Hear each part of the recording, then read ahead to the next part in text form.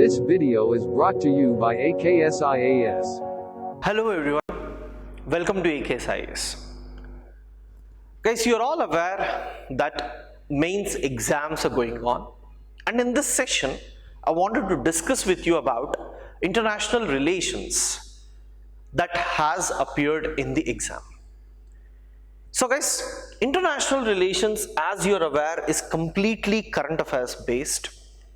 This year we have got questions which are mostly expected.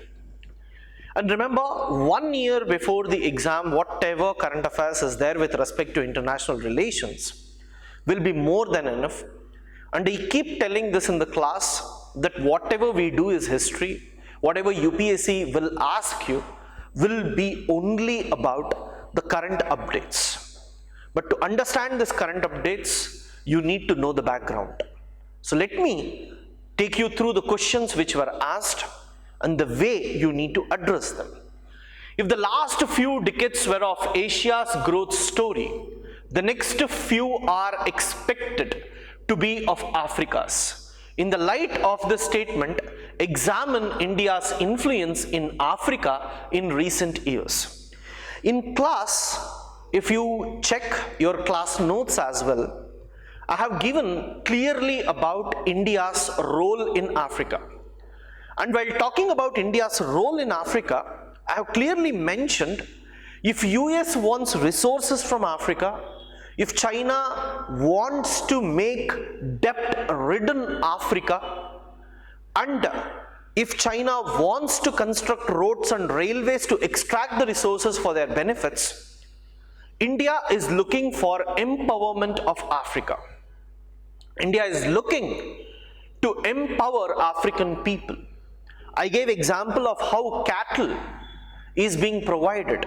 I gave example of how International Solar Alliance is being thought of so that India is able to provide electricity to African countries which will help in their industrialization. How India is going through scholarships, digital health, digital education. If you look at India, especially India's role in Africa, where we have Indo-African Summit and all, India is focusing upon empowering Africa so that Africa, when it is developed, it can sustain the pace. If others are working for their own welfare, India is trying to empower Africa. This is the language that you need to write, and you have to talk about economic development, political interference, how India is planning to ensure that other countries will be minimized, and how India along with Japan is planning for Afro-Asian connectivity projects and all, right? And overall human development in Africa. So that must be your clear-cut concept, guys. I hope you get the point. Africa is in news. Africa will be in news because of Chinese interference. So what is important is what are you doing? The USA is facing an existential threat in the form of China. See the language given? Extreme languages, you should not support it completely. Remember, that is much more challenging than the erstwhile Soviet Union. Soviet Union, if you people are aware, was a core communist country, right? Socialist or communist country. But when it comes to China, politically it is communist and economically it is capitalist. It is a worse capitalist compared to United States of America, to such an extent where they try to sell ban Chinese products t-shirt manufactured in China.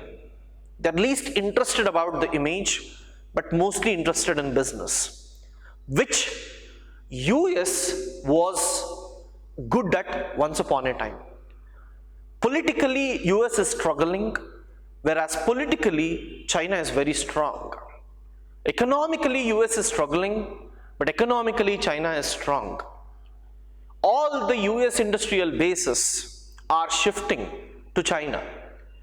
China is the role model for the world with respect to capitalism today, and it's a role model for the world when it comes to how political unity must be ensured, which is not there in today's democracies across the world. So, is it the combination of politically communist country, democratically weak US, especially after the Trump episode? On the other hand, economically US is becoming more vulnerable day by day. Pandemic and all have severely affected them. But China, through its exports and imports balancing, it is able to counter. So this is not an ideological war where US could win.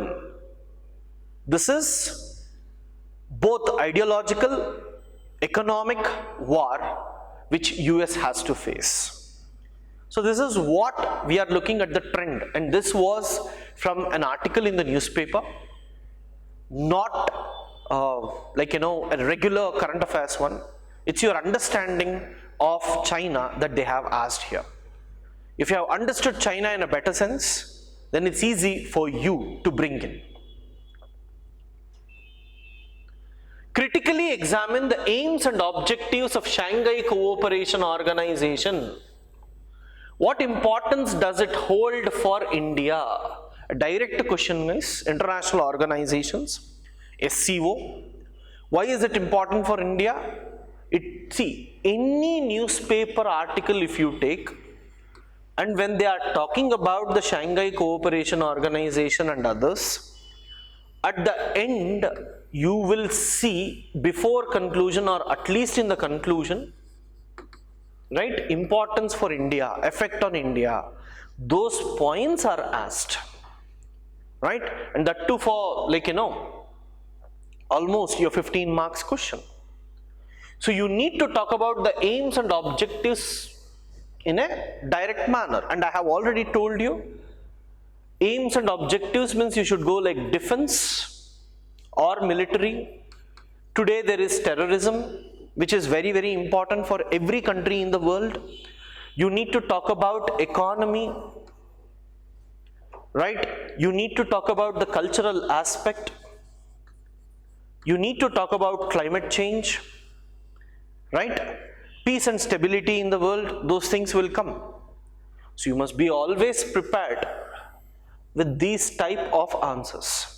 You should have the key points that can be helpful for you to write any question of this case. So guys, there were only 4 questions. The newly tri-nation partnership AUKUS, Australia, UK, US is aimed at countering China's ambition in Indo-Pacific region. Is it going to supersede the existing partnership in the region? What are the existing partnership? You are talking about Quad, you are talking about JAI, right?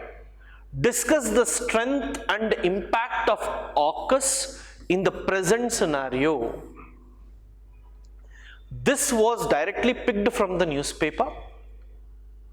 And guys, for international relations, please refer IDSA website. If you can just read the articles which are there, it would be easy for you. I don't want to discuss the questions based on current affairs and tell you, okay, these are the points that you need to write, because the points what we feel might be more than what is given there. So don't worry about the questions which are already over. Please try to understand, read newspaper regularly for international relations. Plus, if you can also ensure that the syllabus based questions are being picked rather than asking some random question, if you are aware about that, it is more than enough, guys. No need to go beyond this particular aspect. So guys, looking at these papers, whether it is polity, history, geography and all, we faculties when we discuss with each other, we find that they are going back to the basics. Students who are attending classes regularly, making notes, understanding these books, whoever is doing basics properly, their answers are really good. Hope you are one among them and you will be performing well. All the best for your future.